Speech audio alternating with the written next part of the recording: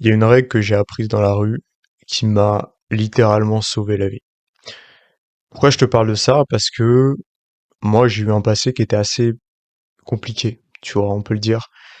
J'ai traversé pas mal d'épreuves dans ma vie. Je me suis retrouvé dans des environnements qui étaient assez malsains pour certains, qui étaient assez dangereux.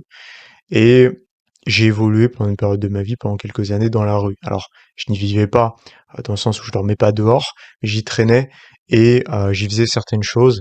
Je J'ai pas envie de rentrer dans les détails ici parce que je trouve que c'est pas vraiment pertinent et surtout c'est pas des choses dont j'ai envie de parler nécessairement. Mais en tout cas, voilà, je faisais certaines activités qui impliquaient du coup certains risques, certaines fréquentations, certaines conséquences. Et ce qui va être intéressant dans tout ça et dans ce que j'ai pu faire et surtout dans ce que j'ai pu en tirer, parce qu'aujourd'hui je suis loin de tout ça et j'ai complètement changé de vie, et ça c'était il y a des années maintenant, c'est qu'en fait j'en ai tiré des leçons. Et c'est des leçons que peu de gens peuvent expérimenter et peuvent avoir, parce qu'en fait ça nécessite de passer par les étapes et par les choses par lesquelles je suis passé, et je sais que peu de gens vivront ça, et heureusement d'ailleurs. Donc l'intérêt, c'est que moi je t'en parle et que je te partage ça pour que tu puisses bénéficier des avantages, on va dire, si on peut le dire, hein, de cette vie-là, sans bénéficier, sans subir surtout les inconvénients et ce que ça implique. Donc ce conseil, il va être vraiment important, et dis-toi que j'ai retrouvé un conseil similaire à ça, à ce que je vais te donner, d'un millionnaire français que j'ai croisé il y a pas longtemps, qui a investi massivement dans l'immobilier. Alors c'est quelqu'un qui a déjà fait une bonne partie de sa vie, mais c'est quelqu'un de très inspirant, et il m'a donné un conseil assez similaire. Justement, je vais t'en parler après parce que il a donné d'autres conseils qui sont liés au business et qui justement que je n'ai pas entendu ailleurs. Et pourtant, j'ai rencontré beaucoup de gens dans ma vie, et ça va, je pense, pas mal t'étonner. Donc déjà, on va rentrer dans le vif du sujet. Quel est le conseil en fait? Et d'ailleurs, c'est un conseil qui est surtout un état d'esprit, et qui prend la forme de plusieurs conseils différents. C'est en fait de ne jamais rien prendre pour acquis, de ne jamais faire vraiment confiance et de toujours prendre de la hauteur. Faire confiance, oui, ça paraît logique. Quand tu travailles dans la rue et que tu fais ce genre de choses, tu peux facilement prendre des risques, tu peux te faire niquer par les gens parce que y a pas de clause, il y a pas de contrat, il y a pas d'administratif, il y a pas de juridique pour encadrer tout ça. Donc ça marche avec l'humain directement. Et quand ça marche avec l'humain directement, c'est très compliqué. Surtout que là, on est dans un mode de fonctionnement qui est assez trivial, où en fait, comment dirais-je, on s'embarrasse pas de certains principes, de certains codes, on s'embarrasse pas de ça en fait. Et ce qui compte surtout, c'est le résultat, peu importe la manière de l'obtenir, peu importe les conséquences derrière. Il faut bien comprendre qu'en fait, quand tu te retrouves dans ces environnements-là et que tu effectues et que tu fais certaines choses dans ces environnements-là, en fait, tu traites avec des gens qui n'ont pas les mêmes limites que toi, qui n'ont pas eu la même éducation pour la plupart, parce qu'en fait, s'ils se sont retrouvés là à ce point, c'est parce qu'en fait, ils ont pas bénéficié forcément d'une bonne éducation, d'une bonne lumière, d'une bonne étoile même. Et du coup, ça donne des gens qui vont pas avoir les mêmes freins, qui vont pas avoir les mêmes limites. Et en fait, déjà, c'est assez inégal. Parce que moi, quand je me suis retrouvé là-dedans, j'avais quand même une éducation, j'avais quand même une conscience morale, même si elle était quand même faible par rapport à aujourd'hui. Sinon, je me serais jamais retrouvé là.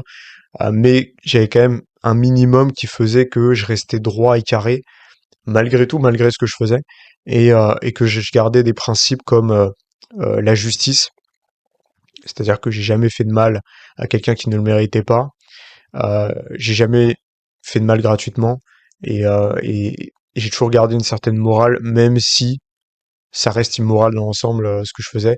Enfin, ça restait immoral du coup. Mais voilà.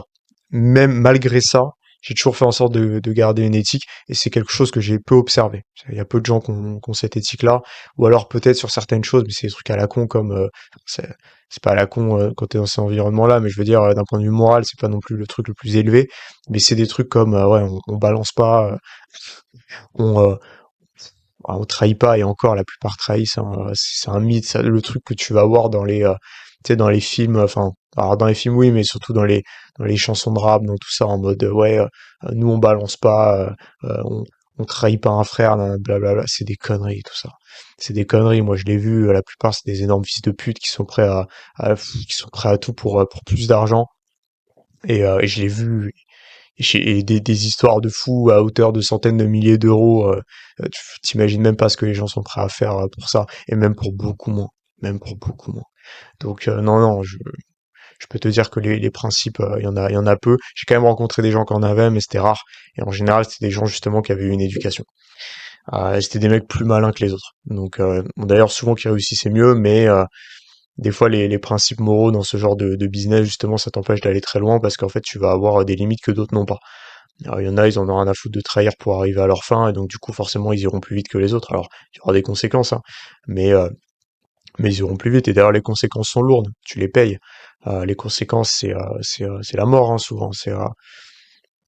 Moi, voilà. Enfin bref, j'ai vu certaines choses, et je sais qu'il y a des gens qui s'en sont mal tirés suite à certaines décisions.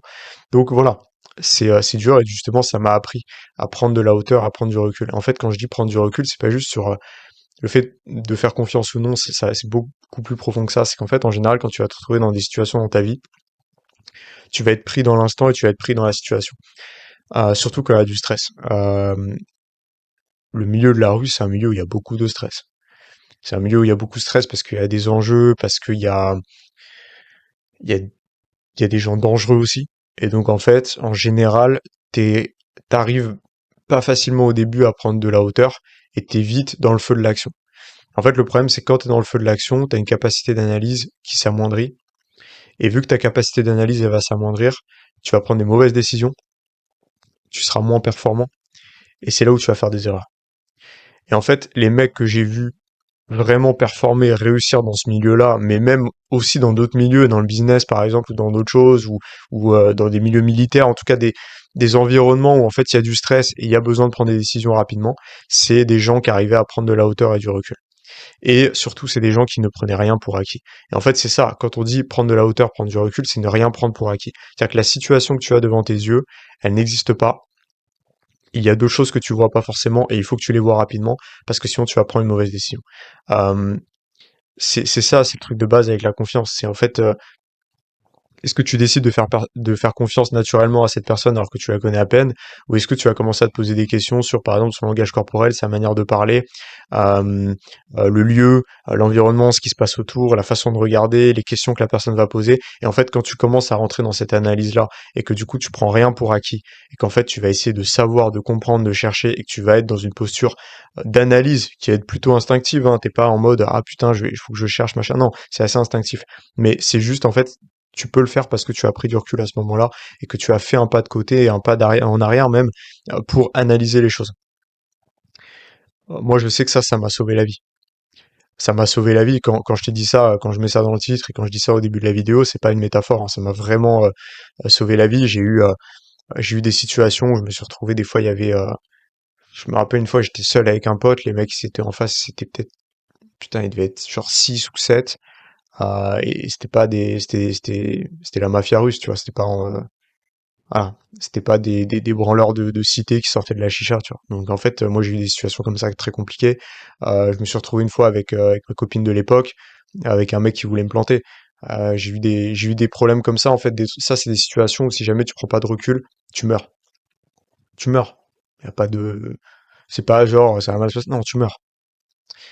Pareil, après j'ai travaillé dans la sécurité pendant quelques années. J'ai travaillé sur les sites sensibles en fait. Pareil, ça je rentrerai pas dans les détails parce que il y a des choses qui sont toujours d'actualité, et du coup il y a des trucs que je peux pas dire, mais en gros j'ai travaillé sur des sites assez sensibles, qui pouvaient être visés soit par en gros le terrorisme, soit par le grand banditisme, par rapport à ce que ça représentait, soit d'un point de vue idéologique et politique, voire religieux d'ailleurs, soit d'un point de vue financier. Ok. Donc en fait, quand tu es dans ce genre d'endroit et que tu dois assurer la sécurité de ce genre de lieu, ou des fois des personnes qui y sont rattachées, eh bien en fait tu es obligé pareil de prendre de la hauteur et de prendre du recul, et tu peux pas te laisser avoir par tes émotions. Et ça pareil, il y a eu des situations où je pense ça m'a sauvé la vie. C'est toujours compliqué de dire directement ça m'a sauvé la vie, parce qu'en fait quand tu fais bien le travail et que tu arrives à bien analyser et que tu arrives à vraiment prendre du recul et à ne pas faire confiance et ne pas avoir confiance en la situation, eh bien en fait si tu fais bien le travail, c'est très compliqué de te dire ma vie a été sauvée, parce que justement tu as totalement éloigné le danger. Ou alors t'as fait en sorte que le danger ne puisse pas éclore en fait. Si t'as bien fait le travail. C'est si t'as pas assez bien fait le travail que justement tu te dis ah j'ai frôlé la mort parce que bah oui effectivement tu t'en es rendu compte trop tard et du coup le danger a pu survenir. Donc voilà, c'est toujours ça en fait. C'est toujours très particulier. Des fois en fait, juste parce que tu vas décider de prendre cette rue-là et pas une autre, t'as peut-être gagné 30 ans de vie, tu vois. Ou alors les gens qui t'accompagnent. Tu vois ce que je veux dire? Mais tu pourras pas le savoir parce que juste au début t'as eu un instinct, t'as analysé, tu t'es dit je vais prendre cette décision. Au final tu sauras jamais. Tu sauras jamais, et tant mieux. Voilà, des fois on sait pas. Mais quoi qu'il en soit, cette capacité justement à prendre du recul, moi je sais qu'elle m'a sauvé vraiment plusieurs fois. Et, euh, Et elle a pu sauver des proches à moi d'ailleurs, parce que j'ai appris à mes proches à le faire aussi. Ça, c'est un truc qui est très important, la capacité d'analyse. Il y a une des règles dans la self-défense, par exemple, c'est pas de savoir absolument mettre KO quelqu'un en 3 secondes. C'est pas ça. La base de la self-défense, c'est comment est-ce que je fais pour rentrer chez moi en sécurité sans qu'il y ait de problème. Et ça commence par l'analyse de l'environnement. Et donc, on rentre dans la même chose. Et en fait, ça, c'est quelque chose que tu peux transposer dans tout. Par exemple, même dans la séduction, t'es dans un date avec une fille, et ben en fait, t'as deux possibilités. Soit t'es complètement plongé dans tes émotions et t'es en mode bon bah juste je passe un bon moment, j'arrête pas de rigoler, machin, c'est cool. Soit en fait tu profites quand même de l'instant, mais t'analyses quand même comment la fille se comporte, comme ça tu peux t'adapter au mieux à son énergie, à ce qu'elle ressent, etc. Et du coup c'est ça qui fera de toi un bon séducteur et quelqu'un qui pourra s'adapter à elle, à ses besoins, à ce qu'elle a envie, à ce qu'elle désire, etc. Et c'est ça qui va faire qu'en fait elle va passer aussi un meilleur moment. Pareil dans le leadership. Le leadership, oui, c'est très instinctif et il y a un côté énergie dans le sens où en fait c'est quelque chose qui va te transcender quand par exemple tu vas prendre le contrôle d'un groupe. Mais au-delà de ça, ce qui va faire que tu vas pouvoir prendre ce contrôle-là et surtout le maintenir, ça va être ta capacité d'analyse par rapport au groupe justement. Est-ce que tu arrives à bien analyser les gens, leurs besoins, leurs désirs, ce qu'ils veulent ou non? Et ça va vraiment faire la différence.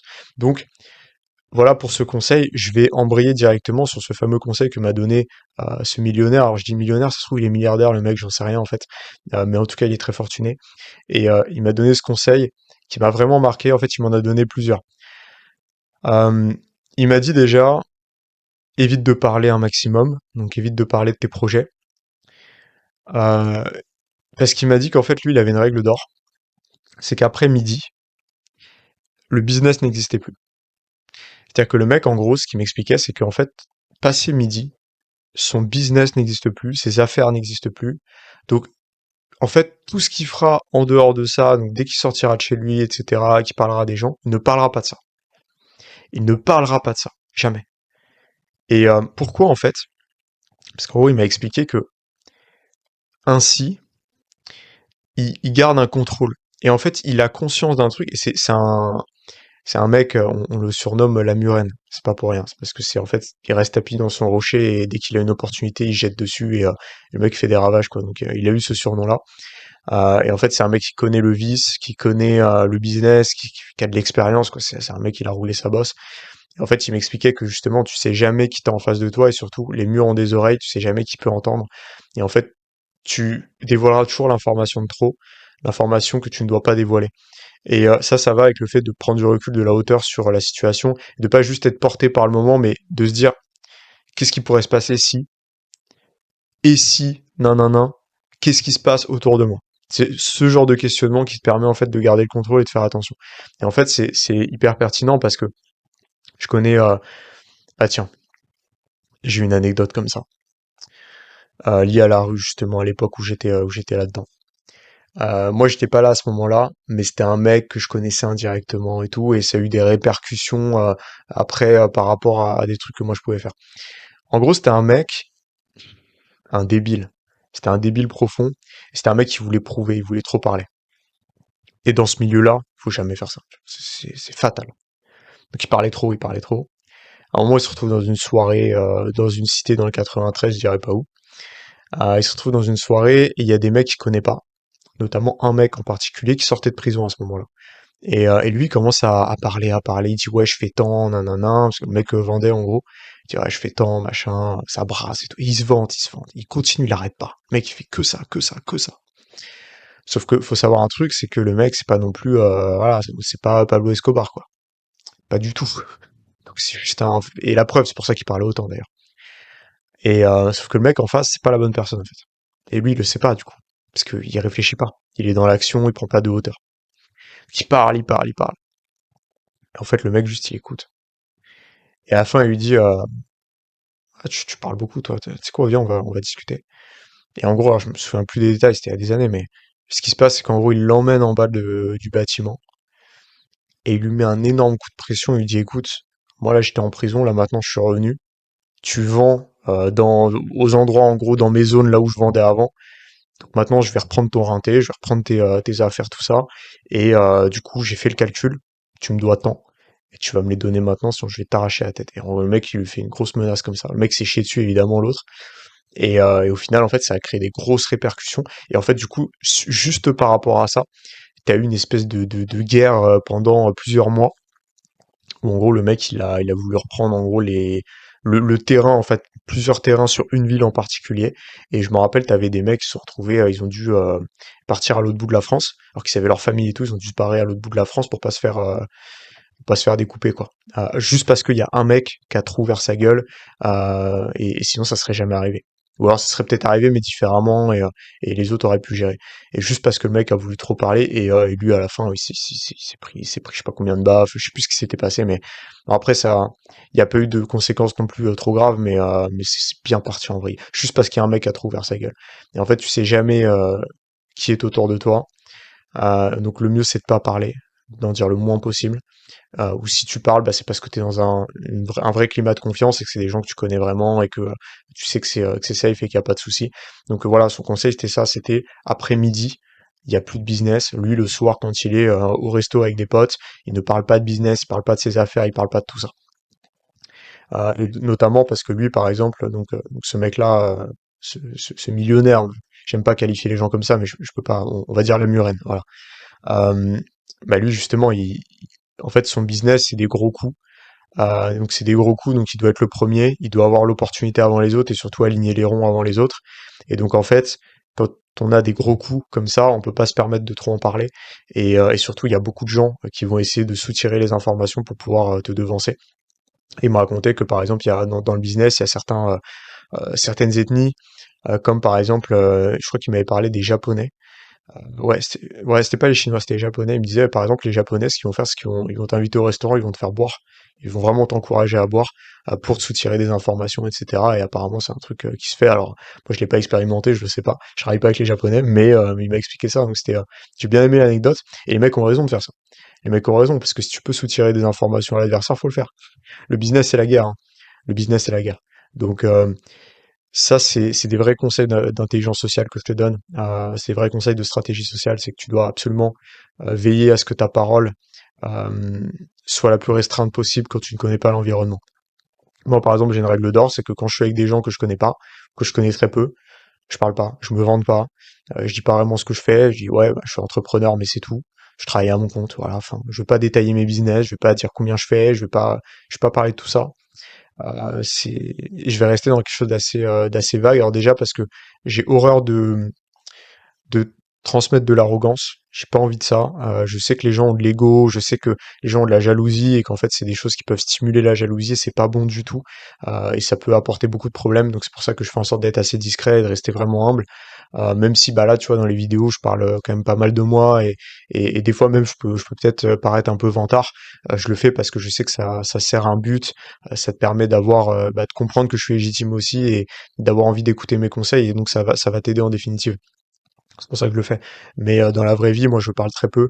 Je déteste parler de moi, je déteste parler en fait tout court parce que je trouve que c'est plus intéressant d'écouter les autres et je préfère mettre les autres en valeur. Donc c'est vraiment une de mes règles et évidemment, je sais que les murs ont des oreilles et je sais que la confiance n'exclut pas le contrôle d'ailleurs. Et il m'avait dit ça aussi justement, il m'avait sorti cette phrase, la confiance n'exclut pas le contrôle. Et ça, c'est une vérité, c'est-à-dire que tu peux faire confiance aux gens, il faut quand même contrôler. Les gens ne sont pas infaillibles, tu dois absolument avoir l'œil sur ce que font les gens. Tu peux pas te permettre de trop faire confiance. Tu dois faire confiance. C'est important parce que faire confiance, ça veut dire avoir un minimum de lâcher prise pour pouvoir te prendre la tête sur des choses plus importantes. C'est-à-dire que si tu fais pas confiance, le problème c'est que tu te prends la tête et donc du coup ça te bouffe de l'énergie mentale que tu pourras utiliser à faire d'autres choses. Par exemple, quand tu es en couple, si tu fais pas confiance à ta partenaire, en fait tu vas te prendre la tête, tu vas te poser 15 000 questions, tu vas pas être heureux, ça va créer des tensions dans le couple et au final c'est ce qui va créer les problèmes. Donc en fait, il faut faire confiance, d'accord? Par contre, ça n'exclut pas le contrôle. Ça n'exclut pas le contrôle. Si jamais tu veux regarder le téléphone de ta copine, bah elle te le donne, fin de l'histoire. Tu vois, bon, même si je t'encourage pas non plus à faire ça, mais t'as compris. Voilà. C'est-à-dire, tu te méfies, toujours. S'il y a un truc qui te paraît bizarre, pas tout le temps, mais s'il y a un truc qui te paraît bizarre, ça t'interpelle, bah creuse en fait. Tu vois. Te dis pas, ah, non, je m'en fous. Non, non. Il y a un truc qui te paraît bizarre, c'est pas pour rien, faut chercher. La confiance n'exclut pas le contrôle. C'est la différence en gros, c'est que entre le contrôle et la paranoïa et la possessivité et tout ça, c'est que par exemple moi si je suis en couple et que la fille, bah, j'ai des doutes sur un truc, bah, je vais lui poser des questions, parce que je vais être sûr. Parce que la confiance n'exclut pas le contrôle, encore une fois. Je vais être sûr, donc je vais lui poser des questions. Si je vois que c'est cohérent, et que je sens qu'elle me ment pas, parce que bah moi je sais analyser les gens, et que je sais et je sens quand la personne ment en face de moi, bah, si je sens que la fille elle est cohérente dans ce qu'elle dit, que je sens que son langage corporel est cohérent, son énergie est cohérente, etc., que je sens qu'il n'y a pas une tentative de dissimulation, bah écoute, je vais lui dire ouais ok, bah je te crois, y a pas de souci, passe une bonne soirée, machin, voilà, fin. Et je vais pas continuer. Par contre, si je sens qu'il y a un truc bizarre, bah là, je vais pas lâcher le morceau. Et c'est ça, en fait, la différence. C'est que faire confiance, c'est pas ne pas poser de questions. C'est pas ne pas s'intéresser. C'est pas ne pas avoir de suspicion ou alors d'interrogation. Non. Faire confiance, c'est croire la personne si c'est cohérent et qu'elle mérite d'être crue. C'est tout. Donc voilà. Et ça, c'est pareil pour tout. C'est pareil pour tout. Moi, quand je bosse avec quelqu'un, que ce soit un vidéaste, que ce soit un mec qui va m'aider sur les messages ou sur d'autres choses, etc., mais je vais lui faire confiance. Il connaît son taf mieux que moi. Je vais lui faire confiance. Par contre, je vais contrôler les résultats. Je vais contrôler ce qu'il amène sur la table. Je vais contrôler la qualité de son travail. Ça, je vais le contrôler. Et ça, c'est hyper important. Il faut faire confiance, faut pas se prendre la tête. Je vais pas être derrière lui et lui dire fais ça, ça, ça, ça, ça. Ah non, là, t'as mal fait, machin. Non. Par contre, je vais regarder le résultat final. Je vais regarder le produit fini. Si le produit fini me convient pas, ben on va refaire. On va refaire. Ou alors, je travaillerai avec quelqu'un d'autre et on va arrêter là. C'est tout. C'est ça qu'il faut avoir comme attitude. C'est hyper important. C'est hyper important et ça fait vraiment la différence. Et donc, tu dois absolument avoir le contrôle sur l'environnement. Et on en revient au problème des situations de stress, c'est que quand tu rentres dans une situation de stress, peu importe le domaine, moi j'ai pu le vivre dans la rue, j'ai pu le vivre dans ma vie personnelle, dans ma vie familiale, j'ai pu le vivre aussi dans la sécurité, dans ce genre de choses, même sur la route, tu vois, parce que des fois tu peux faire des accidents et trucs comme ça. Je l'ai vécu. Bah en fait, dans ces moments-là, il faut absolument que tu arrives à prendre de la hauteur et que tu te laisses pas embarquer par tes émotions, par l'adrénaline, par le stress, parce que c'est là où en fait tu vas faire les erreurs. Donc la confiance et l'importance de ne pas faire confiance, c'est plus large que juste ne pas croire les gens ou se méfier des gens. Non, non, c'est aussi se méfier des situations et se méfier de nos ressentis. Nos ressentis sont souvent trompeurs. Et en fait, vraiment, ce conseil que je te donne là, il m'a sauvé la vie pour de vrai. Je pèse vraiment mes mots. Il a sauvé la vie de gens que je connais aussi. Euh, c'est un conseil qui peut vraiment tout changer. C'est vraiment ne pas prendre tout pour acquis, garder une analyse sur ce qui se passe, etc. Garder en fait une sorte d'incertitude et la cultiver. Ne pas et même par rapport à ses idées et par rapport à, à sa vision, à ses valeurs, c'est toujours important d'avoir une incertitude, de creuser, de ne rien prendre pour acquis, de ne rien prendre pour absolu, de se dire je peux toujours faire mieux, je peux toujours aller chercher plus. Ça c'est extrêmement important. Parce qu'en fait, en général, on va faire l'erreur, on va avoir tendance à prendre les choses pour acquis, à pas vouloir remettre en question, à rester des fois dans des extrêmes parce que c'est plus confortable pour nous, parce que du coup on n'a pas à réfléchir à nouveau. Mais faut pas, faut toujours remettre en question, faut toujours se demander comment on peut faire mieux, faut toujours te demander si c'est la bonne chose à faire ou non. Et c'est comme ça qu'on grandit, c'est comme ça qu'on devient réellement intelligent, c'est comme ça qu'on devient un humain augmenté finalement. Donc voilà. En tout cas, si le sujet des compétences sociales, ça t'intéresse, si les stratégies sociales t'intéressent, tu veux apprendre à maîtriser le jeu social pour devenir celui, pour devenir celui qu'on ne pourra plus jamais ignorer, pour devenir celui qui aura un impact redoutable auprès des autres, bah écoute, ça va être très simple. t'as un lien juste en dessous pour réserver un appel avec moi. C'est complètement offert. On discute de ta situation, je vais te poser des questions, je vais essayer de comprendre quelles sont tes difficultés, surtout quels sont tes objectifs, et on va voir ensemble comment on peut atteindre ça. L'appel est offert, l'idée c'est de discuter, c'est de mettre en place une stratégie. Donc écoute, je te laisse réserver, tu sélectionnes le créneau qui t'arrange, on se fera l'appel, ça sera génial, tu vas bien progresser. En tout cas, si la vidéo t'a plu, n'hésite pas à me le dire en commentaire, ça fait toujours plaisir, et puis moi ça m'encourage à continuer. En tout cas, mon loup, on se rejoint au sommet.